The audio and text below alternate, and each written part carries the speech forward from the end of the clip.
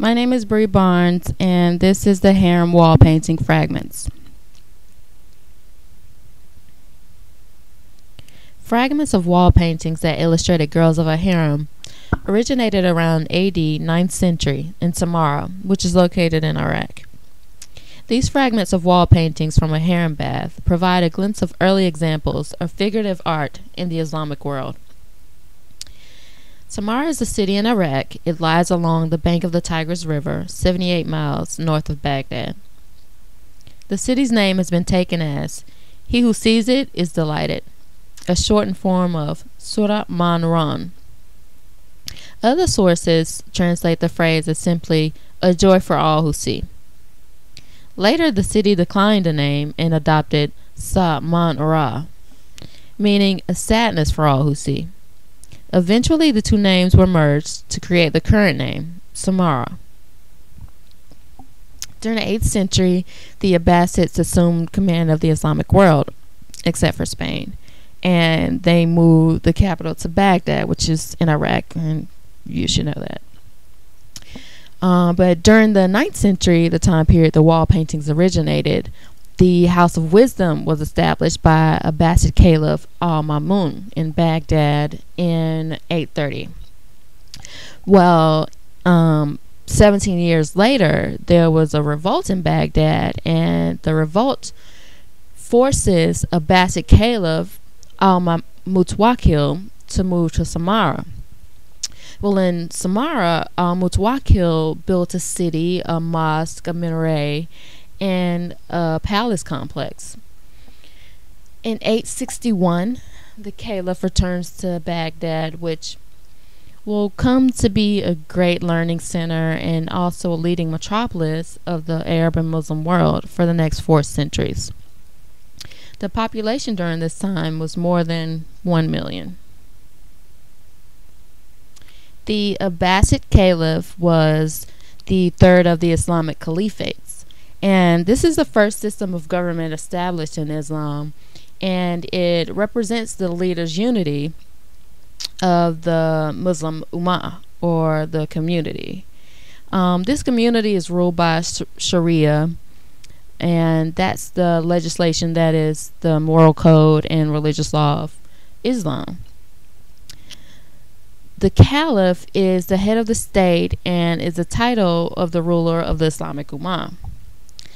The Abbasids would provide an unbroken line of caliphs for over 3 centuries, consolidating Islamic rule and cultivating great intellectual and cultural developments in the Middle East. Right, so the size of these paintings is fairly small, one of them measuring just 14.1 centimeters high by 10.2 centimeters wide by just 3 centimeters deep, and the largest is no bigger than a CD disc. Scheherazade is a Persian queen. She's also the storyteller of 1001 Nights, or as we know it, the Arabian Nights. Scheherazade entertains the king by telling these tantalizing tales, and these tales are always to be continued. The girls in the story she tells have their real counterparts painted on fragments of the harem wall painting.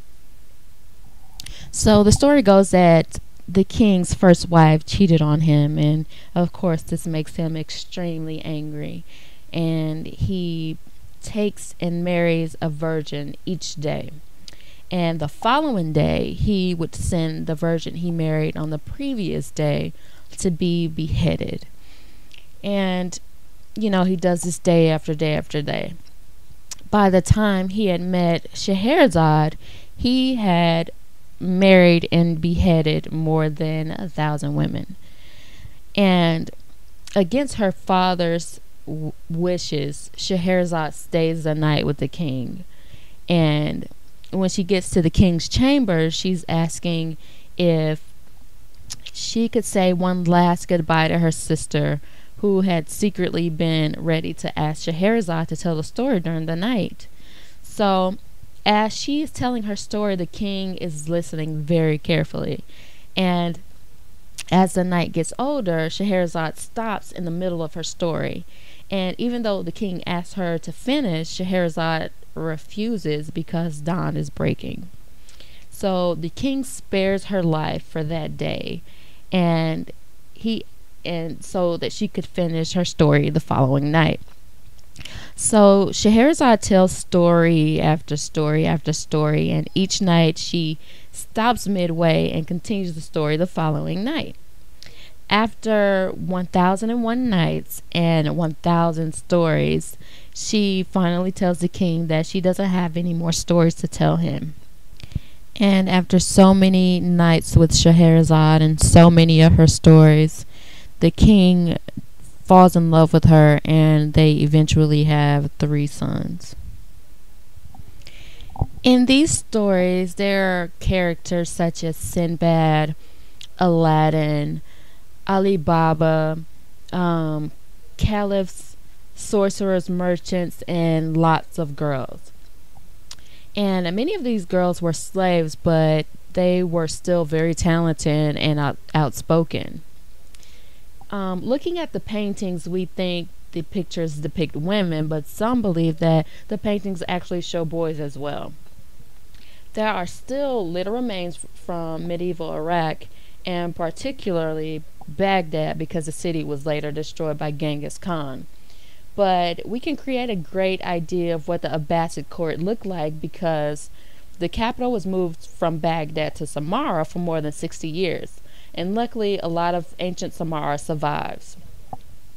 The paintings are drawn fairly simply, with black outlines on a yellow background, with just a few sketchy lines to capture the features.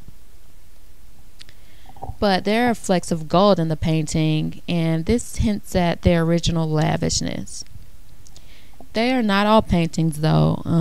Some of the fragments show animals, some show bits of clothing and bodies. These small bits of plaster were excavated by archaeologists from the ruins of the Dar al-Khalif palace. This is the main residence of the Caliph in Samarra, and the ceremonial heart of the new purpose-built capital city. In 836, the decision to move the court from Baghdad to Samarra was based on the fact that there were dangerous tensions between the caliph's armed guards and inhabitants of Baghdad, and these tensions had already ignited a string of riots. Samarra, as the capital city, was intended to provide a harbor for the court and also a safe base for the caliph's army. The new city of Samarra was vast, with very huge palaces. There were more than 6,000 different buildings found, but there was a purpose to the building craze. Samarra was designed to astound its visitors and to be the unforgettable center of the huge Islamic empire. Hidden away in a layer of small rooms in the caliph's palace was the harem quarters, with the wall painting showing scenes of enjoyment and entertainment. This is where the portrait fragments were found. The wall paintings show the faces of the caliph's slaves and his servants. These are the women and the boys of his intimate world. The women kept in these rooms were slaves, but they were slaves that enjoyed significant privileges. One thing that is important to note is that these types of women were very, very highly trained, and in a sense, a bit similar to geishas. To become a part of the caliph's world was actually something women could aspire to. And if you were of humble origins, but you were good at singing or dancing, and you got properly trained, then this was pretty much a career move. In the harem, the women could sort of be free and self-indulgent and rowdy. A story of the Arabian Nights tell of the Caliph al-Mutawakkil's assassination after a night of musical performances by the harem girls. The Caliph got drunk and then started to fight with his son. His Turkish soldiers kill him, and everyone scramble in horror. This story from the Arabian Nights is one that is actually true. Unfortunately, al-Mutawakkil's death was the beginning of the end for Samarra as the capital. The army left the city within a decade, and Baghdad resumed its capital again. After this, the slave girls and the singers and dancers and the portrait were freed. The faces of the girls and the boys of Samarra were not supposed to be looked at by anyone else other than the caliph. But as Hollywood has restored them, we're able to see the slaves and the servants of the caliph who built Samarra lived through cartoon representation. And the remaining fragments of the wall painting show the eyes of the caliph's slaves looking upon the world.